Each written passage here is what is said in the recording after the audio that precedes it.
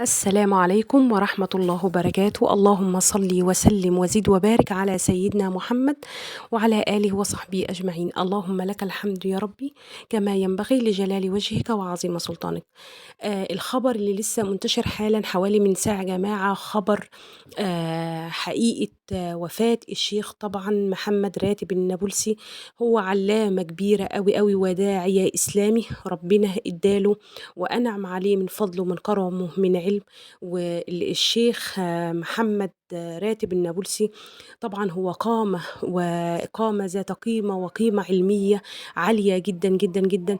الخبر اللي تداول يا جماعة على كل في بعض مواقع السوشيال ميديا إن هو خبر وفاته عن عمر يناهز 85 عاما.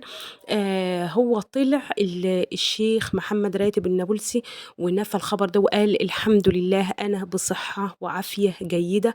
يعني يا جماعة يا ريت ما نصدقش أي خبر يتداول كده، وهو اللي طلع بنفسه وكذب الخبر ده على صفحته الرسمية على الفيسبوك. أطال الله في عمر شيخنا الجليل والله، وربنا يديله الصحة والعافية يا رب العالمين.